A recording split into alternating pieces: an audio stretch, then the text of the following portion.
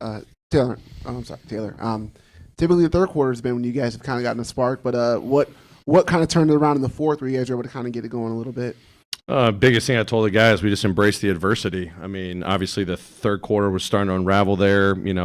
Missing open shots, turning it over. They got hot. Levine set a tone. Obviously, Vucevic got hot. All their guys were getting hot, but we stayed the course. Obviously, we used two timeouts there, but we just made enough plays. I think towards the end of the third quarter to kind of give us a boost, and then just credit our guys. Clamping down, 14-point defensive quarter.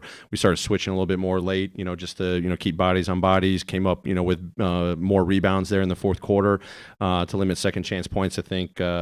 Much better job in the second half. But overall, just those defensive stops just sparked our offense. I thought our execution was really good down the stretch. We got exactly what we wanted. JJ was phenomenal.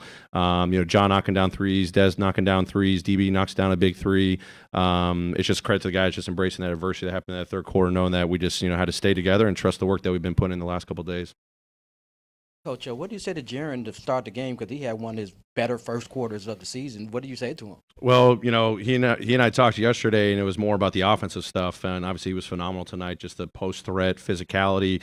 Had a couple, great kickouts, slasher, 3-point shot out of the post.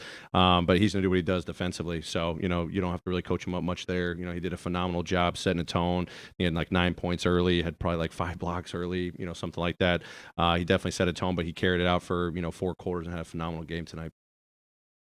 Given that you guys had struggled as of late, as you got to those critical moments of the fourth quarter, did you feel any extra urgency or just importance of that moment of being able to close a game like this? I told the guys. I think there was it was a review or it was a timeout or it was the infection control, and I said, "Hey guys, great opportunity. We've been talking about this last couple of days. Just really executing defensively and fourth quarter offense." We put in a lot of work the last couple of days just trying to clean it up. We added a couple new plays. Like I said, we've just been seeing how teams have been guarding our guys differently, and I thought our poise to get the spacing right, to get the matchups right, to get the play calls and the execution right. Tonight was a really good example of that. We've got to build on it. That's what I told the guys. We've got to continue to build on it. But a product of really good work yesterday, because it's something we got to have every single night moving forward. What do you mean by embrace the adversity? And is that big picture as well as micro picture today? Absolutely. I mean, adversity is going to come in a lot of different forms. Obviously, we haven't been getting the results that we've wanted. It's team performances, individual performances. I told him you just got to embrace it. You got to embrace it in the moment, like the third quarter was. Obviously, where it's kind of unraveling. We're missing shots. We're turning it over. They're on fire.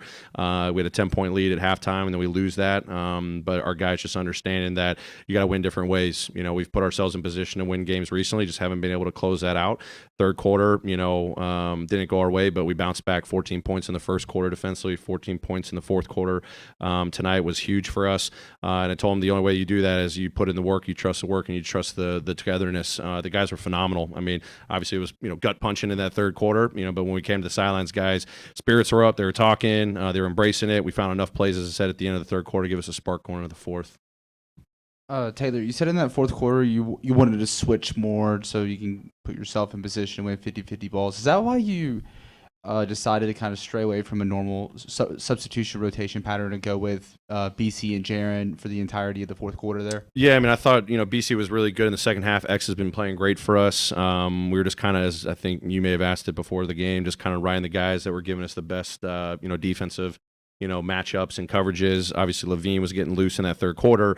Vucevic with his half rolls and his, floaters and, obviously ability to knock down the threes. We just wanted to slow them down from the rhythm of their two-man actions. They run a lot of pick and rolls. It's putting DB, Dez, JJ in particular was a guy that was switching out to Levine. You could see the physicality and activity he would, present onto Levine, create a turnover, just kind of disrupted their flow. And then luckily, our guys were able to, crash the boards and get bodies on bodies when they were, putting up threes. But that was just something that was just kind of reading the game. Obviously, we kind of trimmed down the roster, the rotation in that fourth quarter. We maybe played just 7 or 8 guys. It was just kind of going the guys. Obviously, this was an important game to go get because we kind of battled back at the start of the fourth quarter, and those guys were playing great. That's how we wanted to close out. Speaking of the fourth quarter, you out rebounded in the fourth quarter, and BC actually had 7 of your 13 rebounds in the fourth quarter. This is probably one of his better games, consistently both points and rebound in the last 10 games Why was he such effective tonight? Yeah, just put in the work. I mean, obviously, we've been talking about trying to get BC back to BC. He had a big offensive rebound, tip in the fourth quarter. See him flying in when, we talked about the rotations that were necessary to, finish possessions, and he took that to heart.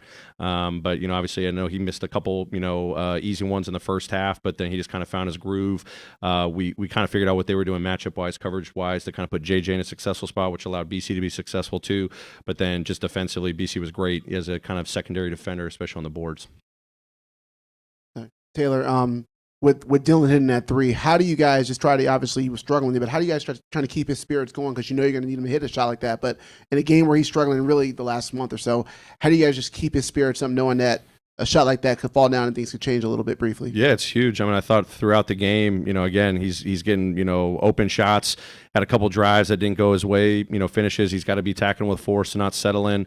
But then tonight he has 4 assists. I thought he moved the ball extremely well too. He's just finding that right balance when shots aren't falling to, continue making the right play. But, the trust, I think John making the pass to him, John making that swing and having that trust to his teammates and trusting DB is big time. So you just got to keep, putting in the work. I know I'm a broken record when I say that, but that's all you can really control. You watch the film, you see where you're making your decisions.